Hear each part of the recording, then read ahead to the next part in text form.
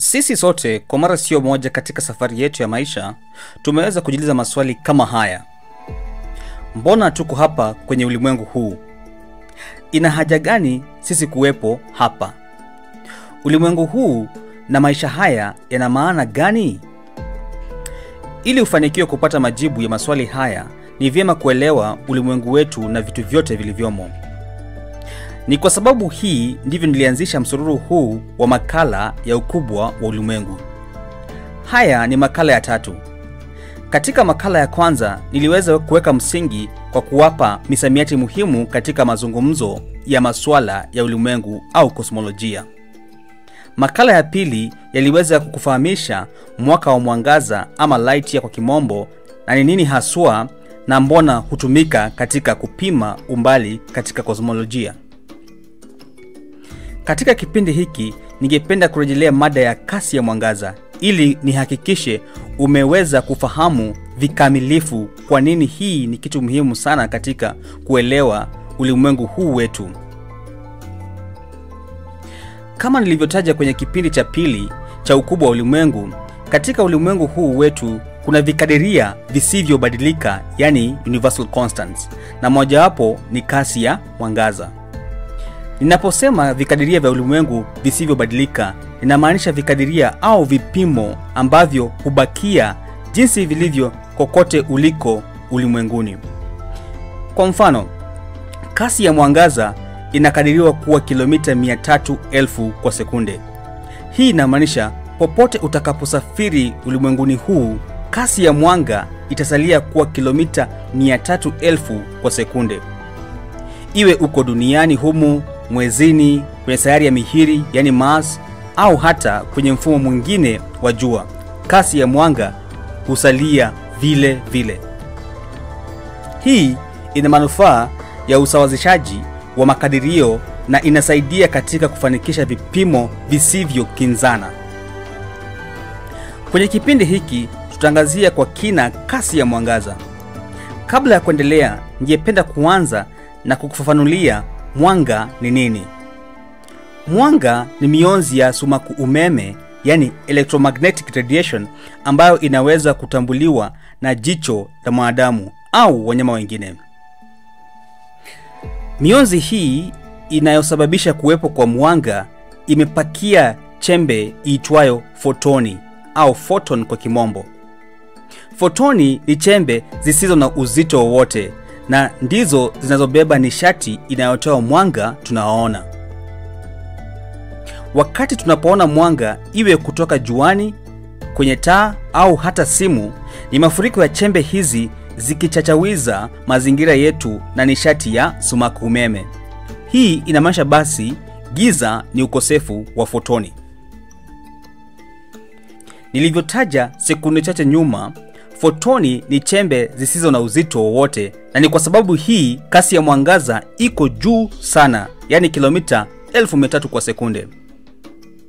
Ugunduzi huu umekuwa na manufaa makubwa sana kwa wanadamu, haswa katika mawasiliano.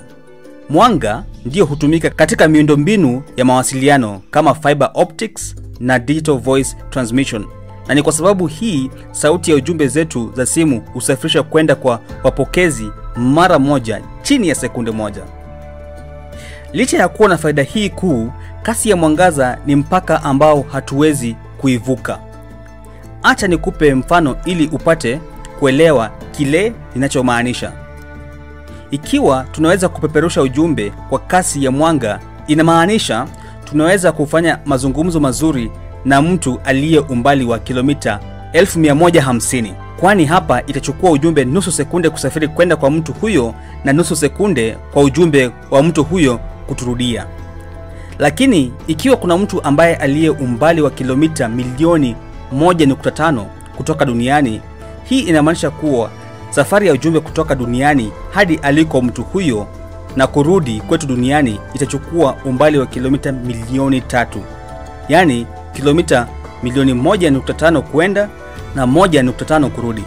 Kwa hivyo, ikiwa ujumbe huu utasafiri kwa kasi ya mwanga, itachukua sekunde 10 kukamilisha safari hiyo. Hii itasababisha kuchelewa kwa mawasiliano, na hali hii inazidi kudhoofika kadri umbali unavyoongezeka.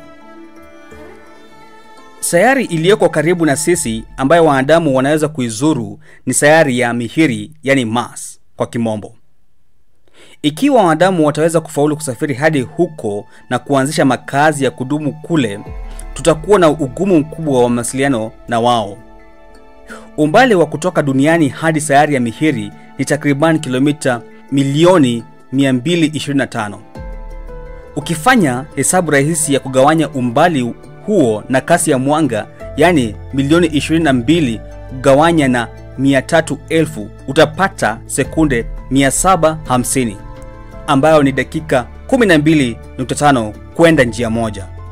Hii inamaanisha safari ya ujumbe unaosafiri kwa kasi ya mwanga kutoka duniani hadi kwenye sayari ile na kurudi itachukua takriban dakika 25, yani dakika zile 12.5 mara mbili. Hebu wazia ukifanya mazungumzo na mtu ambaye unalazimika kungoja dakika 25 kusikia majibu yake. Ikiwa unataka kupeperusha ujumbe wa dharura, katika hali hii haitawezekana. Si hii ni balaa tupu? Kikadiria hiki cha kasi ya mwanga ni mpaka au ukuta wa upeperushaji wa mwanga na pia habari. Kwa sasa wanadamu hawawezi kuvunja mpaka huu, na hii ni kizuizi kikubwa cha mawasiliano na uelewa wa mambo ya kosmolojia. Ingawa kasi ya mwanga imeweza kutusaidia sana katika teknolojia na mawasiliano, pia imekuwa kizuizi kikubwa cha mawasiliano ya umbali. Mpaka huu wa kasi ya mwanga unatuonyesha kwamba safari za anga za mbali na mawasiliano ya haraka katika mifumo mingine ya nyota bado ni changamoto kubwa kwa wanadamu.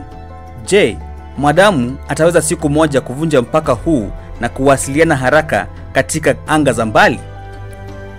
Hili ni swali linalobakia wazi sasa, lakini tukizingatia maendeleo ya kisayansi na teknolojia, huenda siku moja tutapata njia mpya ya kushinda ukomo huu. Maswali ambayo sisi hujiuliza kuhusu maana ya maisha na nafasi yetu katika ulimwengu huu inaweza kuonekana kuwa magumu sana, lakini kuyajibu huanza na kuelewa ulimwengu mwenyewe. Kasi ya mwanga ni mojawapo ya vikadiria vya msingi vinavyodhibiti jinsi ulimwengu wetu unavyofanya kazi. Ingawa imefungua milango kwa teknolojia za kisasa na mawasiliano, pia imeweka mipaka inayotufanya kutafakari zaidi. Ni mipaka hii ndiyo imetengeneza maisha yetu tunayoishi, na kutumia mipaka hii tunaweza kuelewa mengi kuhusu ulimwengu huu wetu. Hivyo basi ni vyema kuzidi kujifahamisha zaidi kuhusu ulimwengu wetu, ndipo uweze kudhamini miujiza ya uwepo wetu ulimwenguni. Hadi kipindi kijacho, zidi kukuwa na hamu kuu ya kuelewa uwepo wako. Asante.